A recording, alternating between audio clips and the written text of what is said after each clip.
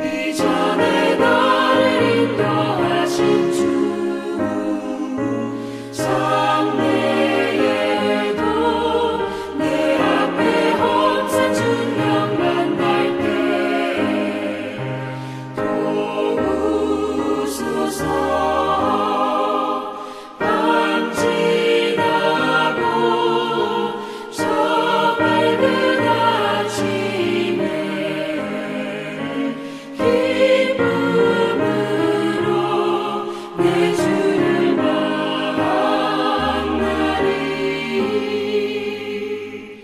아멘.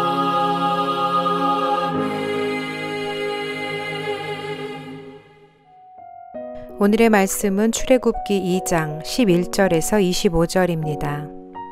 모세가 장성한 후에 한 번은 자기 형제들에게 나가서 그들이 고되게 노동하는 것을 보더니 어떤 애굽 사람이 한 히브리 사람 곧 자기 형제를 치는 것을 본지라. 좌우를 살펴 사람이 없음을 보고 그 애굽 사람을 쳐 죽여 모래 속에 감추니라. 이튿날 다시 나가니 두 히브리 사람이 서로 싸우는지라. 그 잘못한 사람에게 이르되 네가 어찌하여 동포를 치느냐 하매 그가 이르되 누가 너를 우리를 다스리는 자와 재판관으로 삼았느냐. 내가 애굽 사람을 죽인 것처럼 나도 죽이려느냐. 모세가 두려워하여 이르되 이 일이 탈로 되었도다. 바로가 이 일을 듣고 모세를 죽이고자 하여 찾는지라. 모세가 바로의 낯을 피하여 미디안 땅에 머물며 하루는 우물 곁에 앉았더라. 미디안 제사장에게 7달이 있었더니 그들이 와서 물을 길어 구유에 채우고 그들의 아버지의 양떼에게 먹이려 하는데 목자들이 와서 그들을 쫓는지라. 모세가 일어나 그들을 도와 그 양떼에게 먹이니라. 그들이 그들의 아버지 르우엘에게 이를 때에 아버지가 이르되 너희가 오늘은 어찌하여 이같이 속히 돌아오느냐. 그들이 이르되 한 애굽 사람이 우리를 목자들의 손에서 건져내고 우리를 위하여 물을 길어 양떼에게 먹였나이다. 아버지가 딸들에게 이르되 그 사람이 어디에 있느냐. 너희가 어찌하여 그 사람을 버려두고 왔느냐. 그를 청하여 음식을 대접하라 하였더라.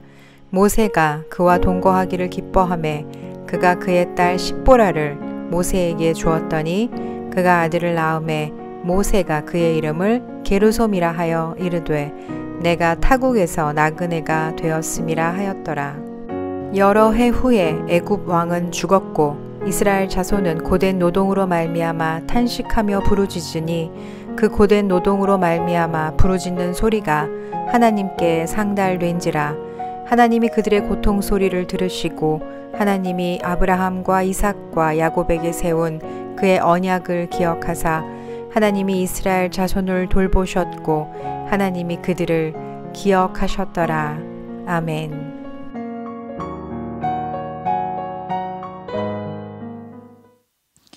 사랑하는 성도 여러분, 안녕하십니까? 오늘도 주님의 은혜가 충만한 하루 되시기 바랍니다. 오늘 본문 가운데 모세의 삶의 여정을 바라보면서 모세의 마음을 한번 들여다보고자 합니다. 하나님은 아기 모세의 생명을 지켜주셨고요. 모세가 애굽의 공주의 손에 구출되어서 안전하게 성장할 수 있도록 인도해 주셨다는 사실을 말씀을 통해서 확인할 수가 있습니다. 모세가 당시 노예의 신분으로 살고 있던 히브리인으로 살지 않고 공주의 양아들이 되어서 왕족으로 살았다는 것은 그의 삶의 질이 얼마나 윤택한 것이었을지를 상상해 볼 수가 있습니다.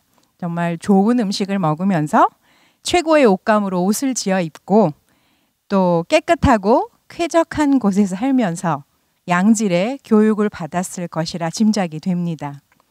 그런데 이 모든 것들이 모세를 행복하게 했을까요? 여러분도 어떻게 생각하십니까?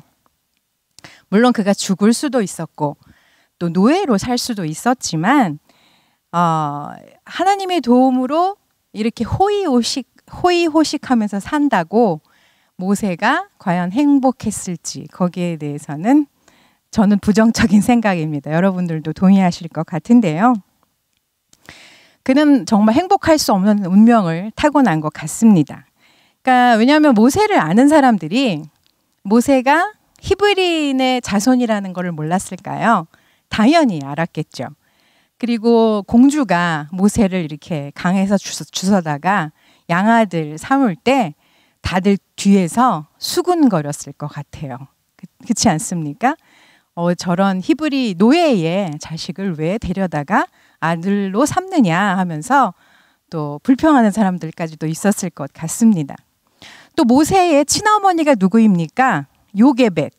우리 모세의 유모로 모세를 직접 돌본 사람이 또 친어머니였다는 것은 또한 하나님의 큰 은혜라는 것을 저희들이 알죠.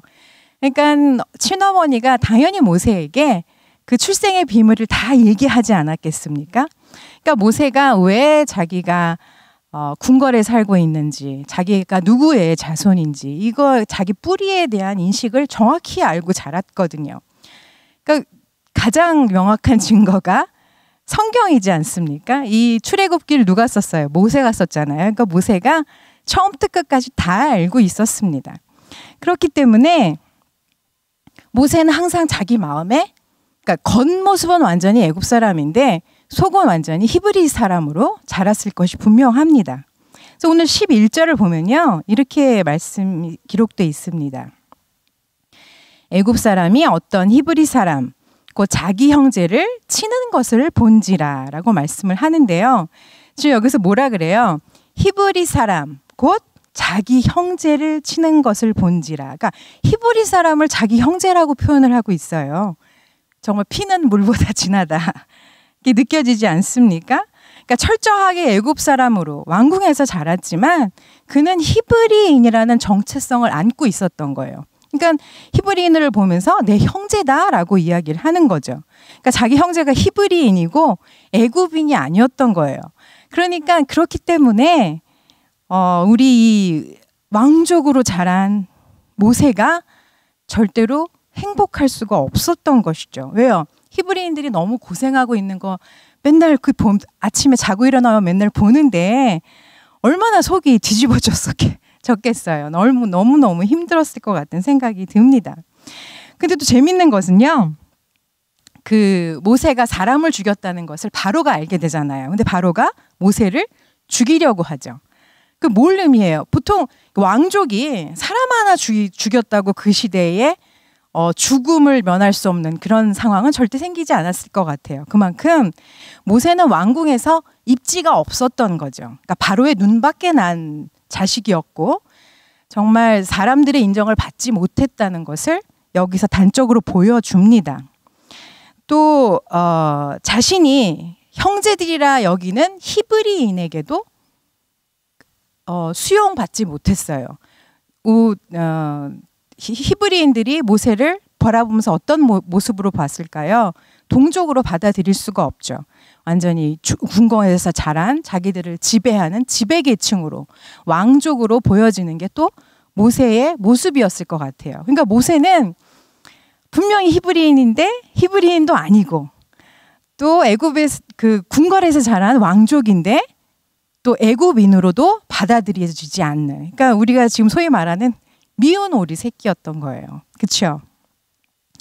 그러니까 제가 보기에 모세는요, 약간 좀 그 불합리한 현실을 받아들이면서 그 마음에 얼마나 큰 불편함이 있었을까. 얼마나 정말 그의 삶은 불완전하고 불편한 삶이었다라는 것이 이렇게 마음으로 와서 느껴집니다.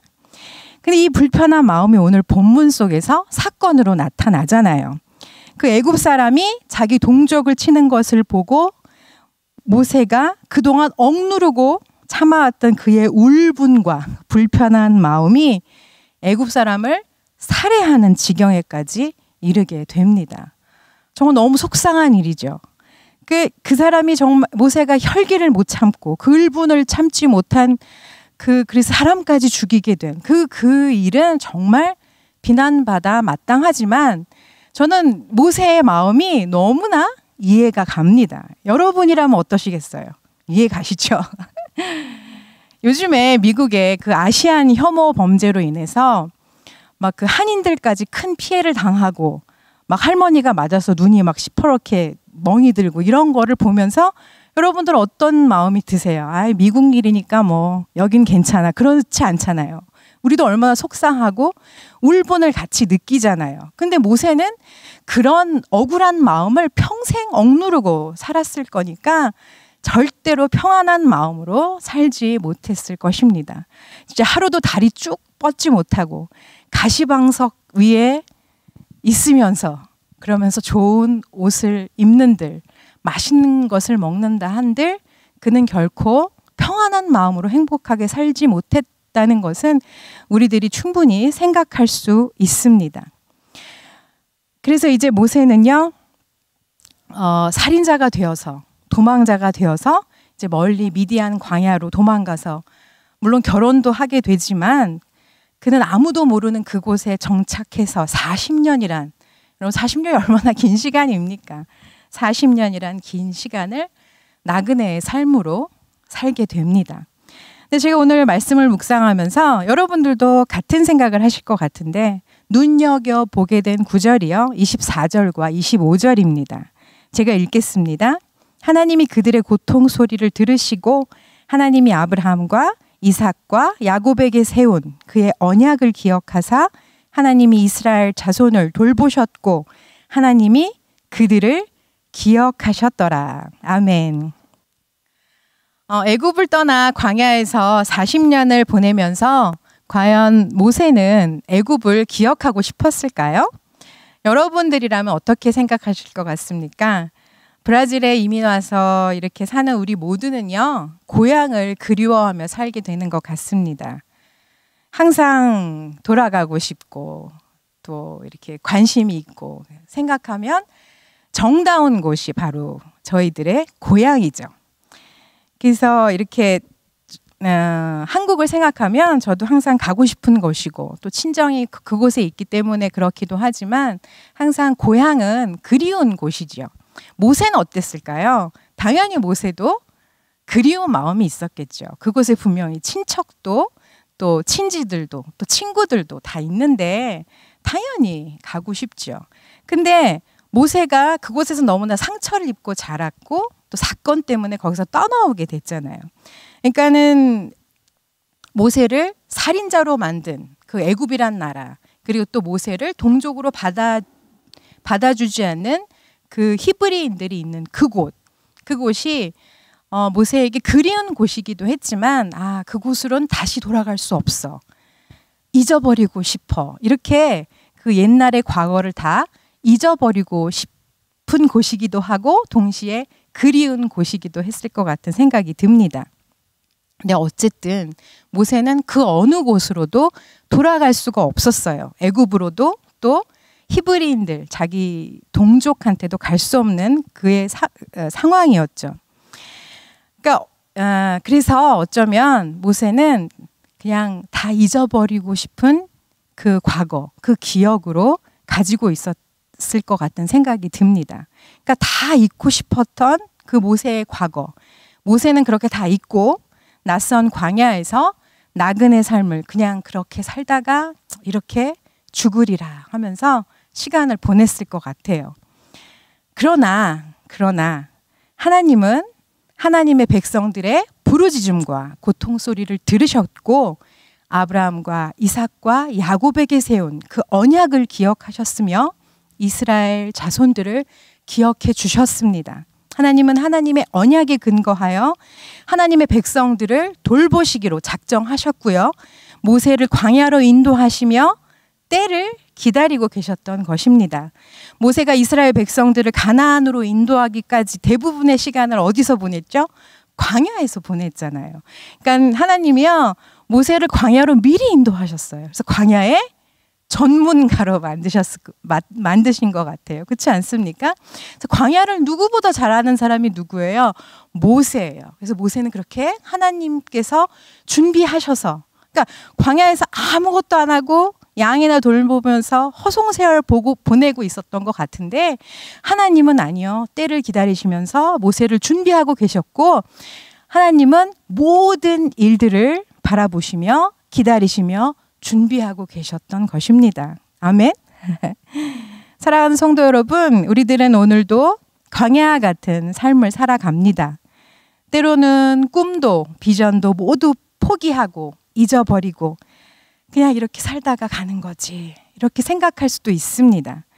그냥 우리들은 이렇게 있고 그냥 그렇게 그저 그렇게 사는 것 같지만 하나님은 기억하십니다. 하나님께서 우리들에게 주셨던 꿈과 비전을 말입니다.